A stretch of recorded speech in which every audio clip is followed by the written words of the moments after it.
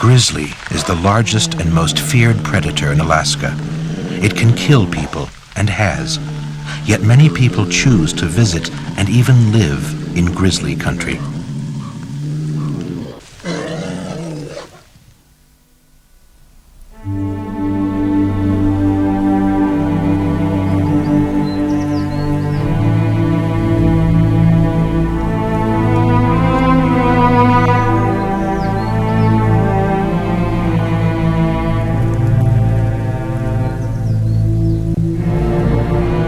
Once, nearly all of North America was grizzly country.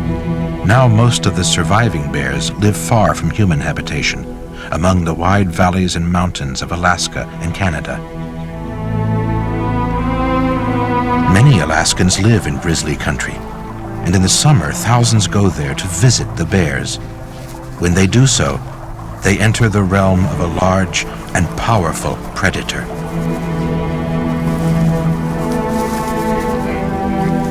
During the caribou rut in autumn, the bears demonstrate their cunning and power.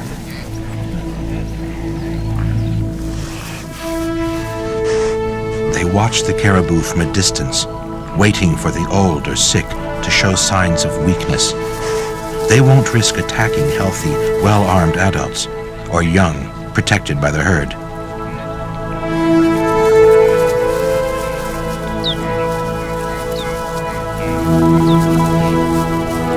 There are other prime predators here too. Wolves also have their eyes on the herds.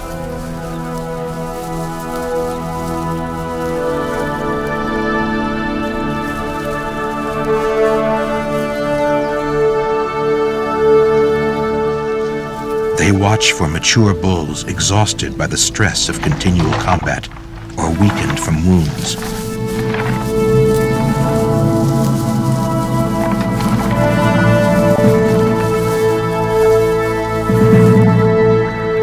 This old bull managed to escape the attentions of the wolves, only to fall prey to a grizzly. The caribou is not going to die without a fight. The bear seizes the bull's horns to avoid being gored. The grizzly's great strength and relentless attack is no match for a caribou.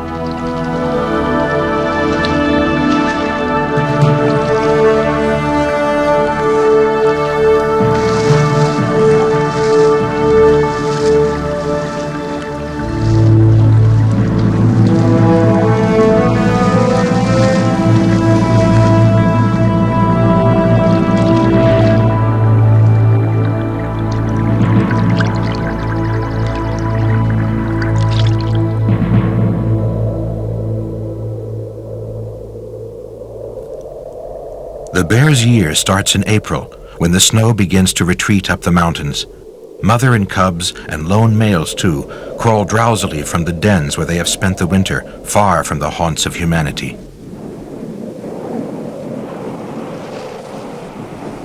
The first necessity is food. All that's available is roots and dried grass from the mountainside in front of the cave which served as their den. Hungry old males have been known to kill and eat cubs.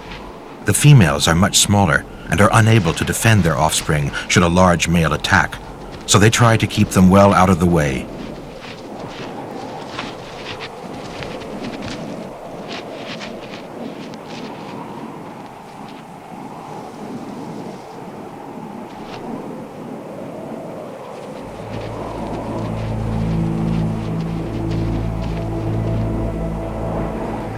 Spring comes late and slow at these latitudes.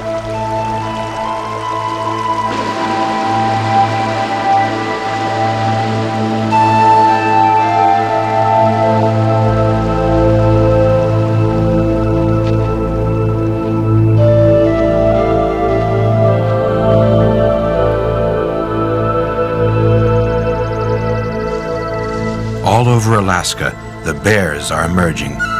2 or sometimes 3 cubs are born in the den during winter. These are a few months old and completely dependent on their mother for milk. As the snow retreats, overwintered berries become available, as do ground squirrels, an important source of meat. With her powerful forepaws, she can dig deep into the squirrel's burrow system.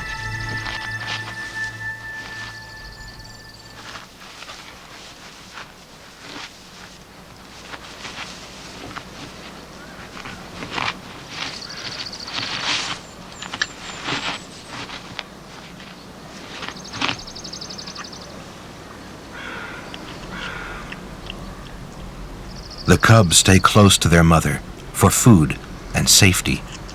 They have plenty of time to play and explore their wide new world. It's still too early in the year for them to see their first people.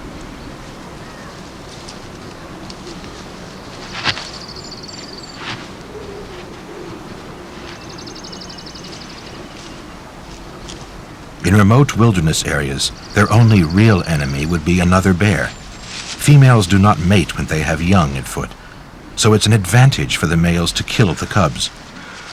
The female will then come back into season sooner and increase his chances of fathering offspring. The cubs will stay with their mother until they're more than 2 years old. She leads them through her domain, showing them where to find food.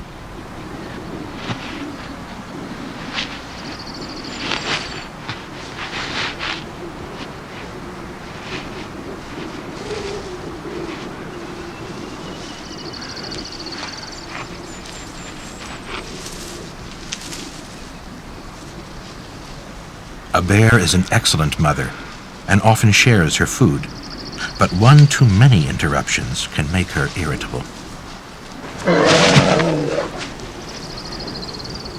At 4 months, the cubs are on a mixed diet of milk and solids. They won't be fully weaned for another year or more.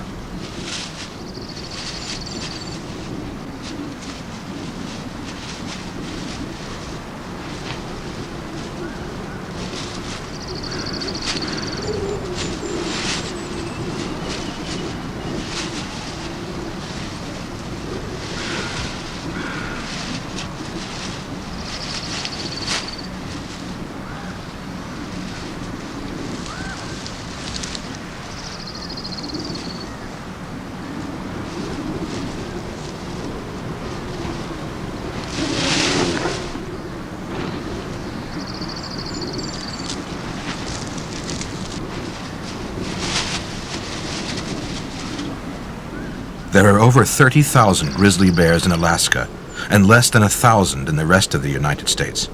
This makes Alaska a favorite destination for trophy hunters, to whom a large predator is still something to be prized. This man has traveled 3,000 miles at considerable expense to fulfill a lifetime's ambition. He's come to Admiralty Island, where, with the proper permits, it's legal to kill a bear. Oh, that's great, George. Thank you. Yeah, with a lot of fiddling around with that, we did it. That's good. Nice one. Yeah, that looks good. See, a little rub here, eh? Some of the guard here is gone. Looks like this. Probably in the den. Yep, den rub, I'd say. Good shape. Ever since Alaska became a state in 1959, all bears shot legally for sport have been tagged, and their particulars recorded, including the name of the hunter. When the bear is a rug on the hunter's floor, he will be able to relive these moments. As he was coming across the stream was something to behold. The first thing that strikes you as the bear first enters your visual field is the awesome size of the animal. Very, very beautiful, majestic. And as it strolled across the meadow, we just had to watch it for a few seconds before we thought about actually taking the animal.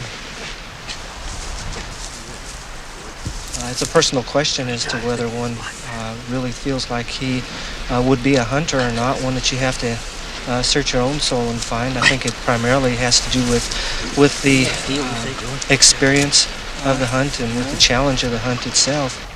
But not everyone responds to that challenge. Stan Price lived among grizzly bears on another part of Admiralty Island for most of his long life. He came to know them as neighbors, if not exactly as friends. He never found them particularly aggressive, provided he treated them with respect. Actually, I think they're much overrated as being such a vicious animal. I can't see that we've had any on Admiralty Island that has been attacked by the brown bears and killed.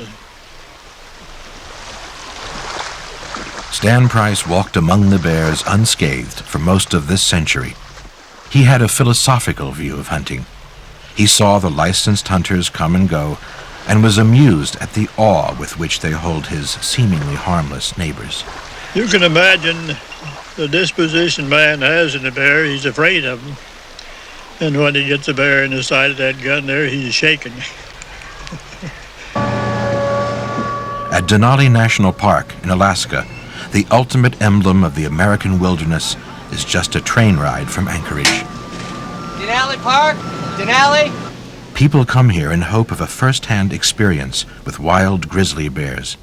After Yellowstone, it's the second most visited national park in the United States, and all because of the bears. This is a bear-resistant food container that we require people to carry their food in. Roughly half the backcountry zones in the park require the use of the bear-resistant container. Hope the weather stays with you, and good luck. Have a great trip out there. Yeah, thanks. Take care. Thank you. Thank you.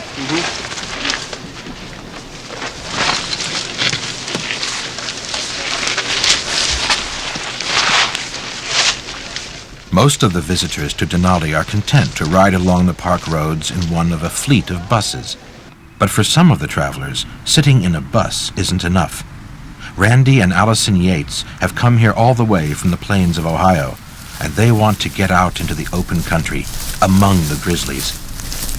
They didn't know it, but they were walking into an adventure which would transform their ideas about bears.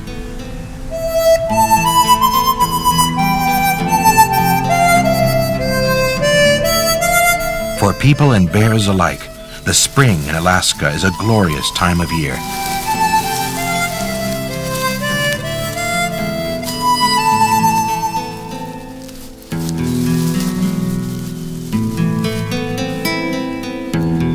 There's a wide variety of things to eat to restore the mother bear's body weight after her long winter fast, and to tempt the cubs' growing appetites.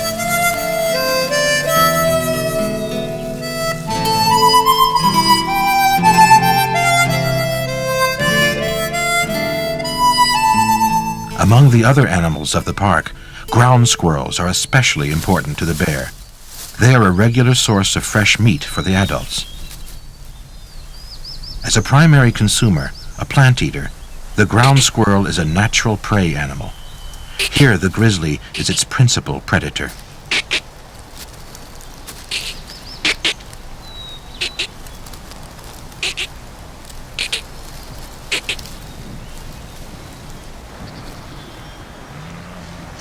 Doll sheep breed freely in the park, but they are too agile to fall prey to bears. A grizzly can charge at well over 30 miles per hour, but the sheep can sprint away at 50 miles per hour. Grizzlies will take newborn lambs, but by the time they are a few days old, they're almost as nimble as the adults.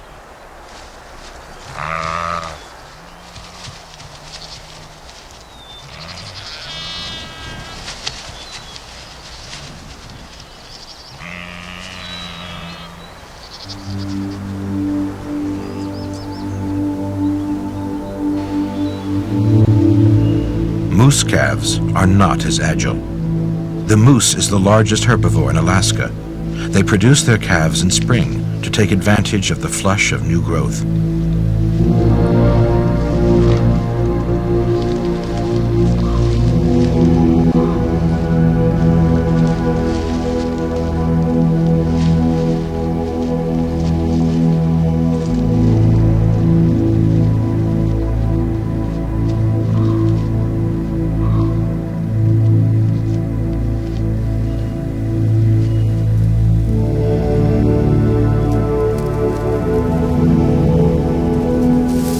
The calves are naive and rather clumsy at this early age.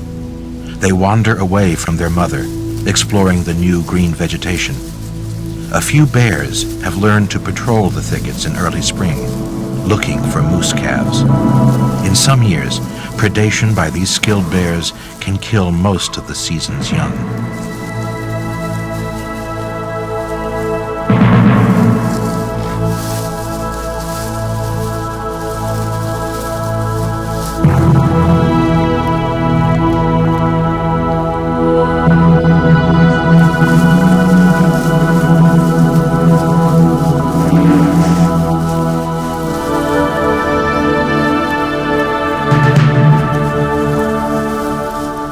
A bear picks up their scent.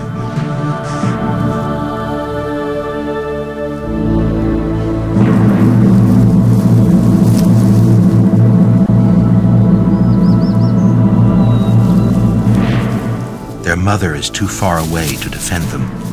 A pair of moose calves will provide food for a couple of days. After her first meal, the mother bear will cover up the carcasses and doze nearby until she's hungry again.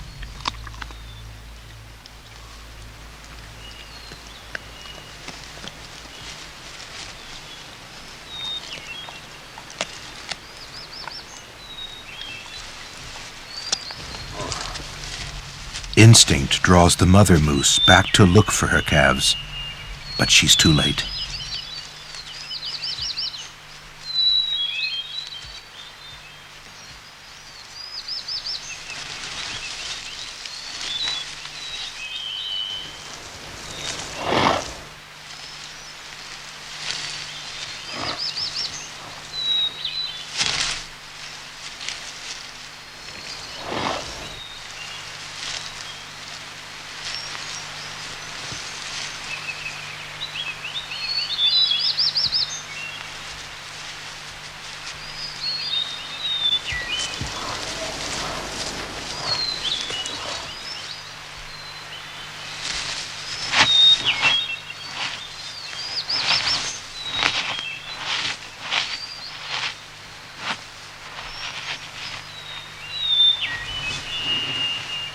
The moose's loss becomes the cub's good fortune. A well-fed mother will produce plenty of milk.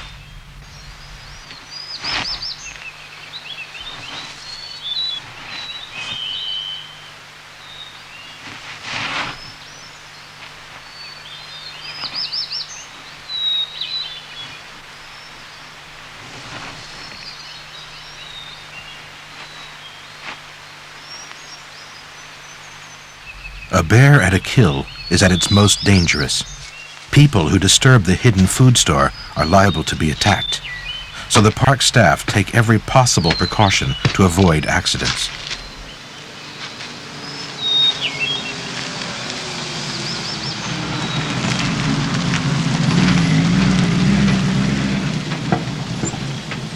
The most popular and probably the safest way to see bears is by bus. One of the bus drivers is Jeff Brown, who has an unusual background for someone who spends his time taking people to see bears. In 1986, he and his companion were severely mauled by a grizzly in Glacier National Park in Montana. I can just remember at that point being very close to a very large animal. It was, I think for a while we were face to face, and for some reason it was not biting my head. But I can remember it had awful breath. At that point, the bear was dragging me off the trail and pulling me by my elbows and its mouth, also pulling me with front paws, and just sort of, I had a lot of raking wounds on my legs where I was being pulled that way. And all of a sudden, something would just clamp onto my shoulder, and it felt like a big dog or something just wanted to get away from you. And I can remember the growling and all those noises right near my head and feeling like, God, get away. Jeff walked 3/4 of a mile to get help. He and his friend were in hospital for a month. After 5 operations and 1,000 stitches, Jeff's body healed well. The shock took longer to overcome. It took a little while to get used to hiking around the hills up here. Initially, I spent a lot of time studying the willows, looking for bears, and I've overcome that. And now I hike out here quite a bit. I go out in the park with groups, and I'm cautious, but I'm not unduly afraid of hiking here. Denali is not the only park where people can get close to bears.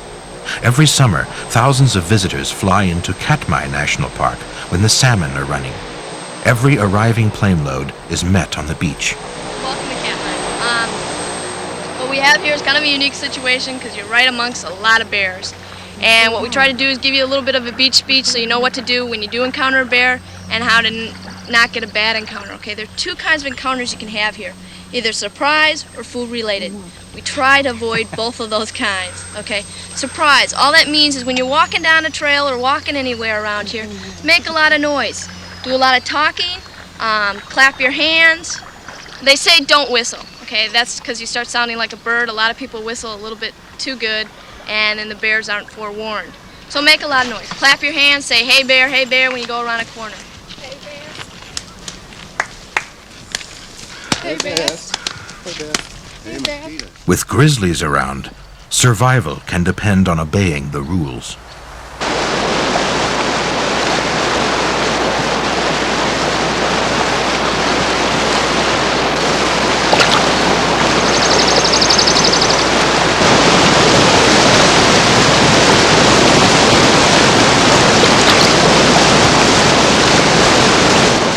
In summer, the bears catch more salmon than they can eat.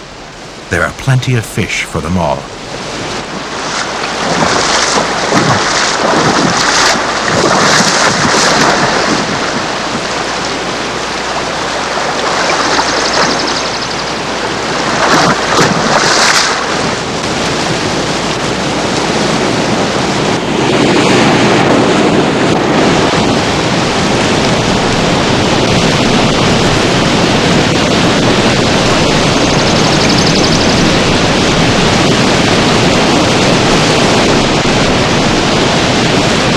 Not 20 yards away, the bears have an appreciative audience. That instinct keeps them catching.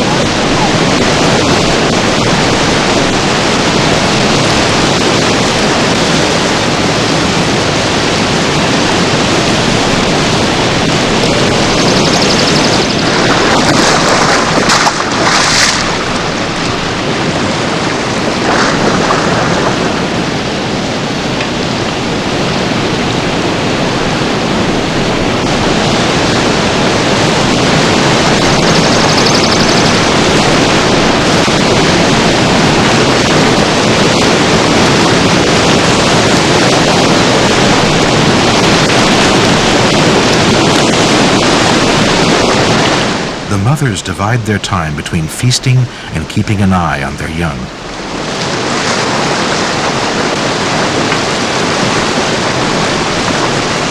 Although relations between the bears are more friendly here than on dry land, old males, scarred from numerous fights, are unpredictable and not to be trusted.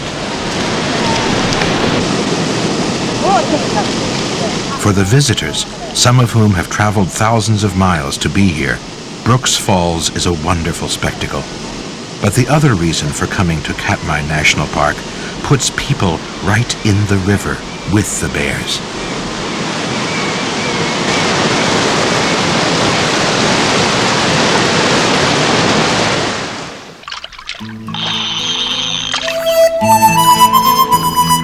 Brooks Camp must be the easiest place in the world to catch a big salmon for both man and beast.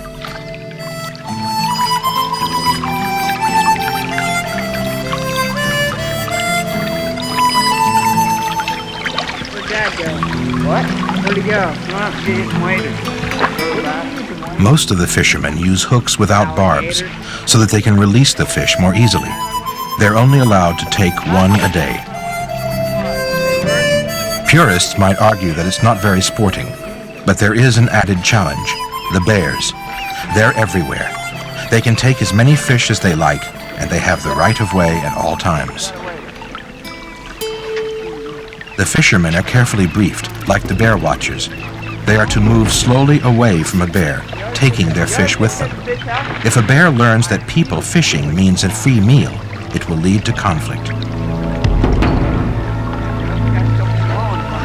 The bears look harmless, but a mother only has to feel her cubs are threatened to become deadly.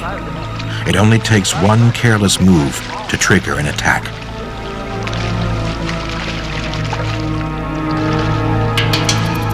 So far, there have been no serious incidents at Brooks, though maintaining this record depends on the calm behavior of the individual fishermen and how well they remember their instructions.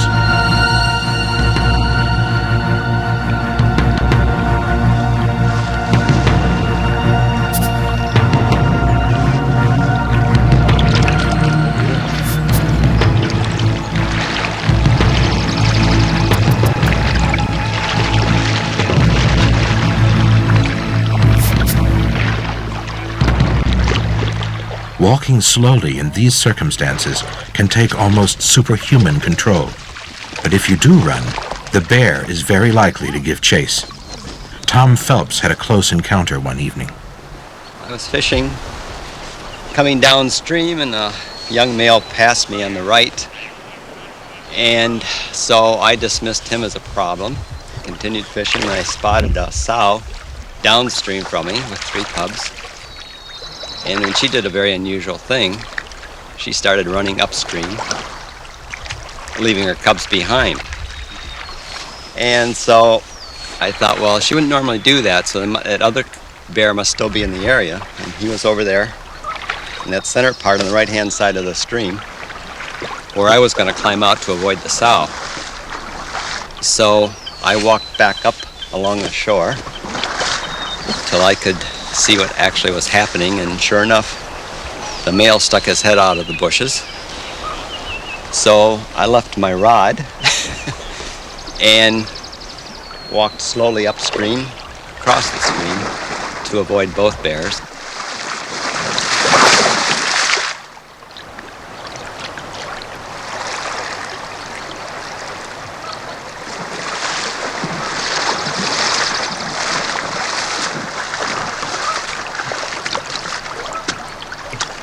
As soon as the 2 bears left the area, then I just went ahead and went back down there and went fishing again.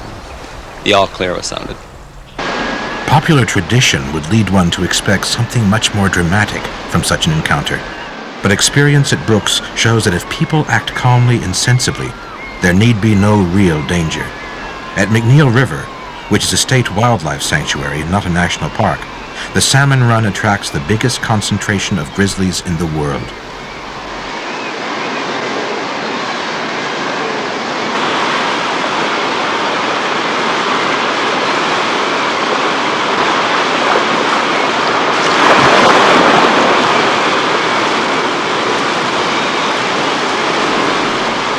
Thousands of gulls congregate round the bears, squabbling over scraps and leftovers.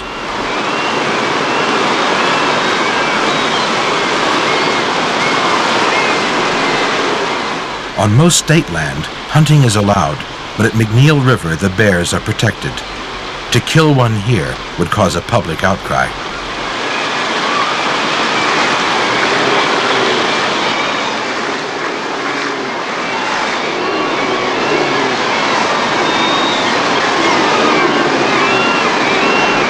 Grizzlies are never truly sociable, but during the salmon run they tolerate each other's presence for the sake of the feast.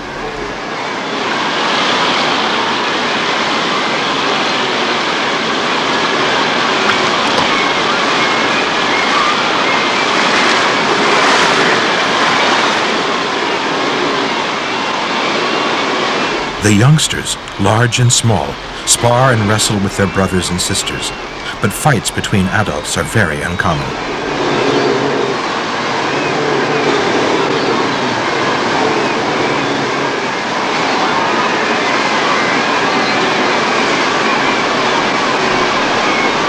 McNeil River may not offer hunting, but it does offer close encounters with bears. Small parties of photographers are taken to the riverbank to get closer than they will ever be again to North America's largest and fiercest predator.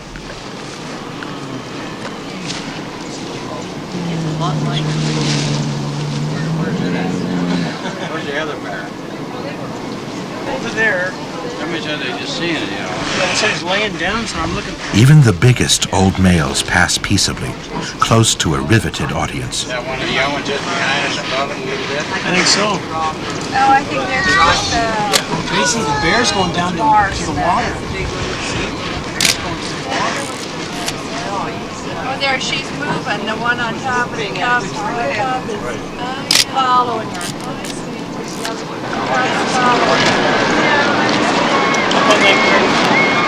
Female salmon laden with eggs are a particular delicacy.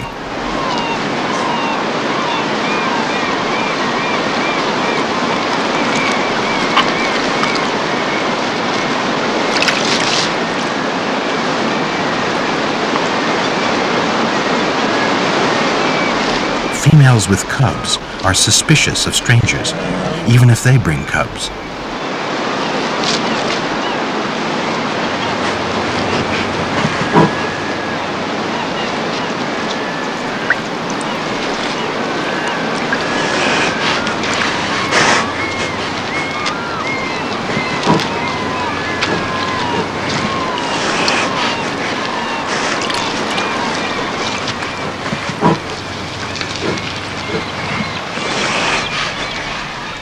cubs are always vulnerable to attack, and they're not prepared to take any chances.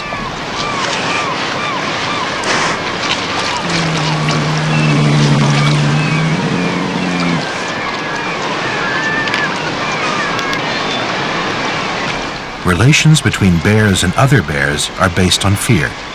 People's feelings about bears swing from sentimental affection for the cubs to horror at what they grow into. But after 17 years of trouble-free association between bears and people, the McNeil River experiment has shown that fear and horror are misplaced, and respect is more appropriate. Hunters have been known to leave this place vowing never to kill another bear. Such a change in public attitudes may be the grizzly's only hope of long-term survival.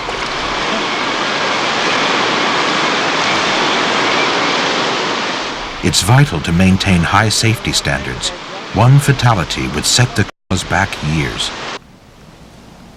Randy and Allison Yates came back from their walk in the wilderness sooner than they expected, having abandoned their tent after a very close encounter, one which changed their view of bears.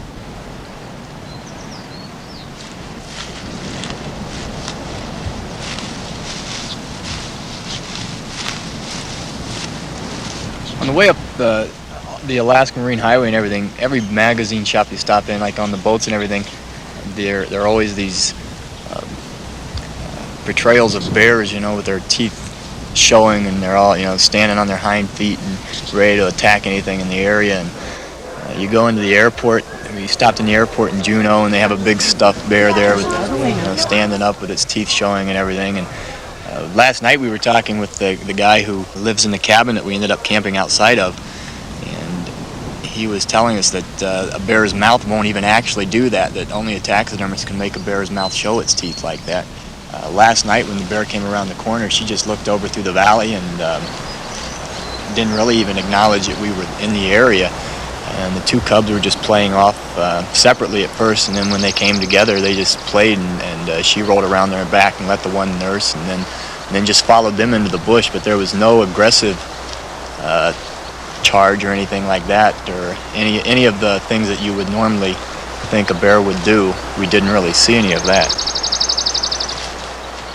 As we did hike up the hill, because I was so ready to get out of the area, I really didn't take a lot of notice, but what I did see was not a bear that was in any way really interested in us, but really the bear was pretty peaceful where it was. Their briefing at the ranger station had had the right effect. Instead of running, they stood their ground and then made a quiet retreat. And another potential disaster became a memorable experience. Alaska sees many such encounters every year, and each one confirms the bear's new reputation as awesome, yes, but not horrific. The name Grizzly refers to the grayish or grizzled tinge to the bear's coat as it grows older, even though some like to think there's a darker meaning.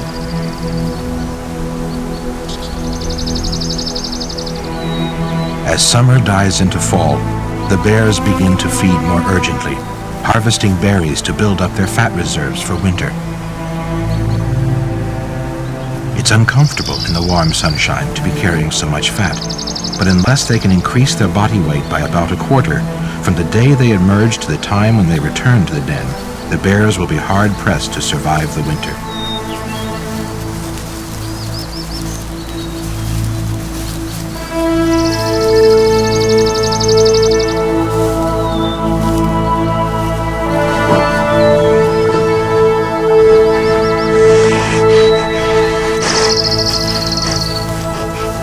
Both mother and cubs show the results as their figures become more rounded and portly.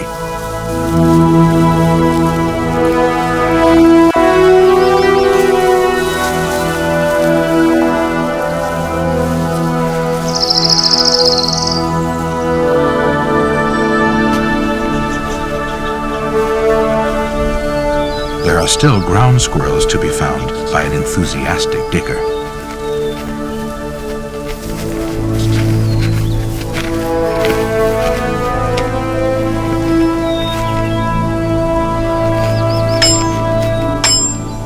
The people who actually live and work among the bears have slightly different attitudes from the visitors and rangers in the national park. Bruce Burnell is a gold miner whose claim is in an enclave within the park boundary. He can tolerate living in grizzly country, but when two bears started invading his house to raid the refrigerator, he and his partner needed to break them of the habit. Dan fired his .30-30 over the head of these two bears that showed up. They came back for second helpings, and they just stood there. They didn't run off, and the gun jammed when he tried to load another one in, and so he went back in the cabin, got his .44, and I was coming up with mine, and we had to shoot one of the bears. The other one ran off, and it's just the way it goes. It was sort of unfortunate, but once bears start eating your food, they know your cabin, they know the area, they're going to come back. People are even less tolerant of bears when they have small children. When a bear visited Rory Hamill and her daughter Rena, they called in a park ranger to see what could be done. I was just kind of peeking there out. Was a bear right there. Yeah, we heard a noise, and it just was like a, you know. There was the bear. What was he doing? In the pool. This is kind of like where he got in there and chewed it all up, and we were inside, kind of peeking. He was chewing on it, and he ate some of it. You know, when I was peeking out, I noticed that he had a collar on, so I knew we were dealing with a problem bear to some extent. But we figured he was maybe 2.5, 3 years old. That's almost what we figured. How old I am. That's right, almost how old you are. He's just 3 right now. If the children seem to take visits from grizzlies more or less in their stride, the adults feel differently. Bears are serious. They're not cute and cuddly. They might look so from a distance, but they have big claws and big appetites. And they're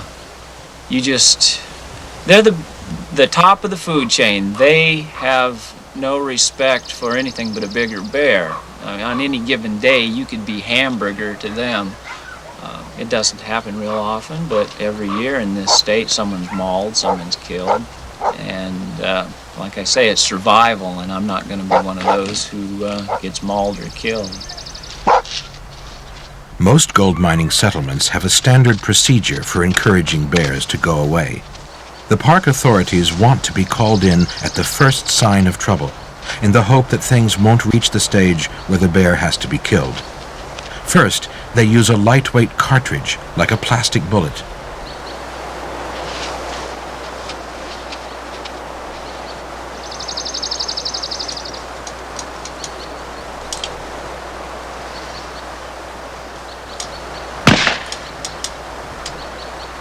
Sometimes the bang is enough to drive the bear away, but this one was reluctant to leave such an interesting place, so the rangers tried again.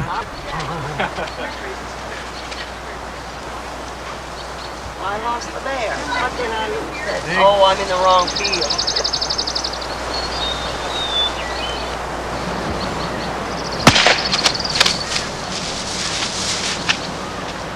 A direct hit should have done the trick. But this bear turned out to be more stubborn than most, so park biologists were called in to move him away. They darted him with an anesthetic and called up the helicopter. Can I get one more? There we go. I bet.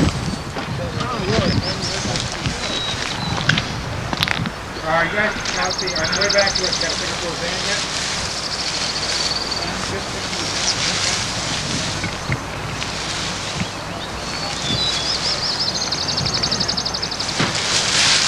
Bears which have repeatedly caused trouble to the small communities in the parks are marked with a collar so that they can be recognized again.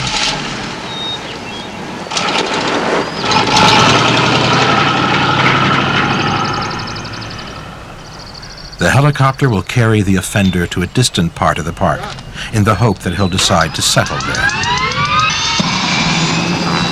But bears are territorial animals. If he returns, and he persists in causing trouble, the authorities will airlift him to a more remote area.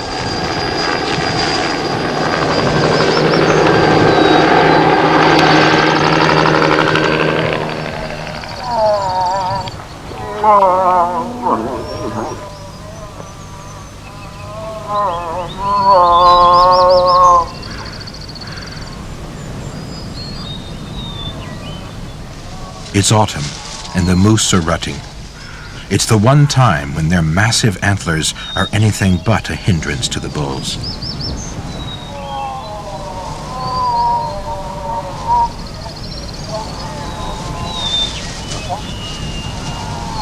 A big bull guards his harem against all potential intruders.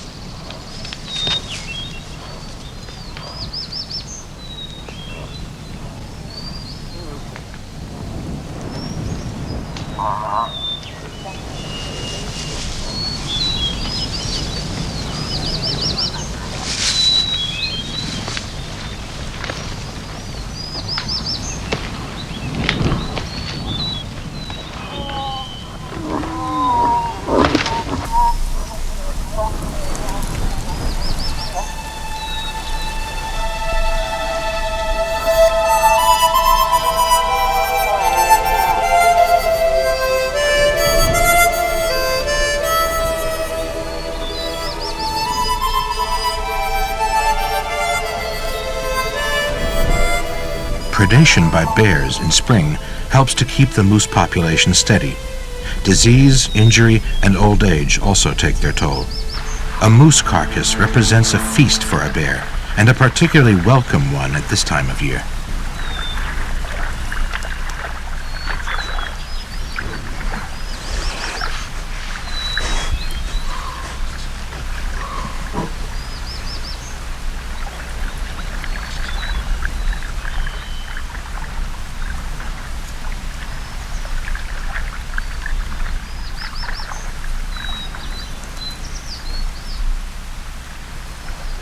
By October, the first signs of winter are clearly visible on Mount McKinley, which towers over Denali National Park. The time is rapidly coming when there will be no more food for the bears, so they will have to retire for the winter. They don't hibernate in the true sense of the word. Their metabolism stays at a comparatively high level. That's why they need such a store of fat if they are to survive.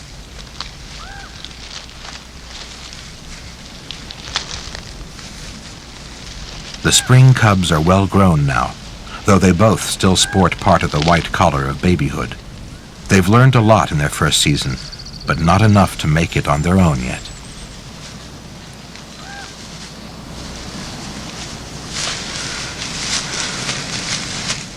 Eventually, the young male will wander away to find a place of his own. The female will probably stay within her mother's territory, but she'll suckle them both through the winter, and through most of their second year, too.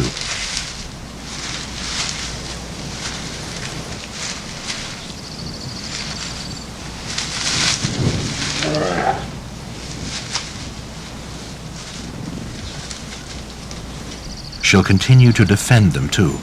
Just occasionally, wolves have been known to kill bear cubs.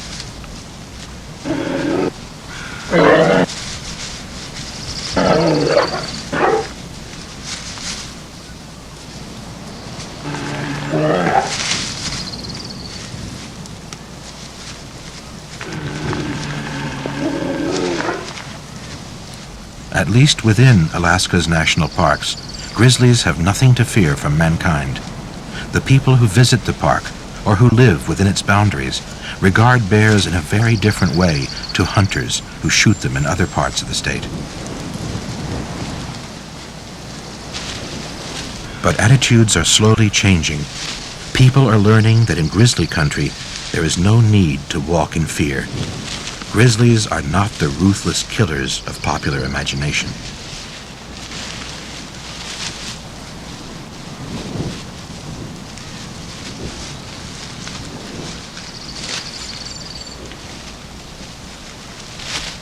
The last of the berries are becoming harder to find, and the time has come to take shelter from the Alaskan winter.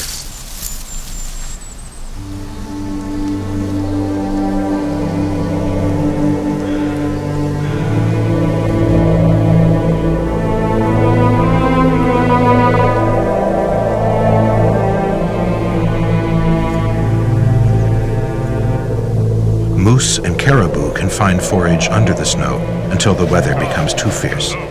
Then they will move into the shelter of wooded gullies, where moss and lichens will be their main food.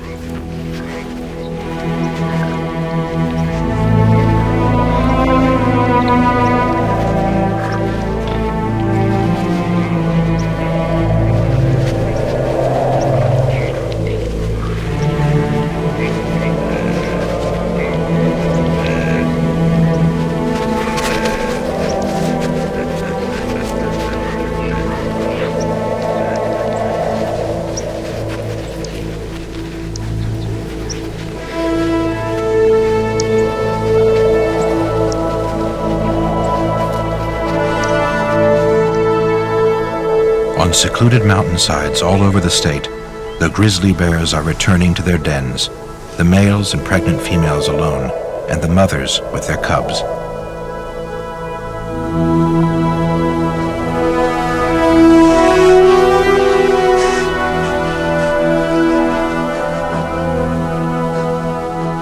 Mature bears often reuse their old dens year after year, but young adolescents on their own for the first time have to find a suitable hillside and then start digging.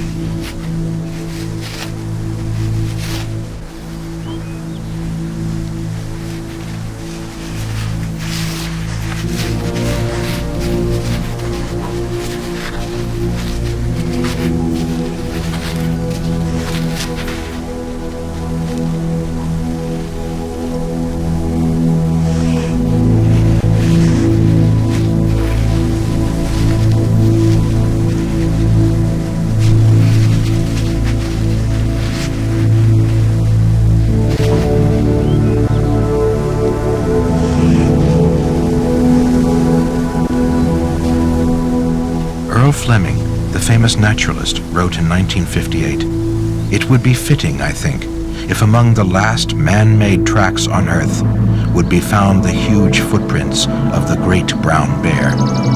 In Alaska, as attitudes continue to change, it is more likely that this will be true. Even in grizzly country, people and bears can live together."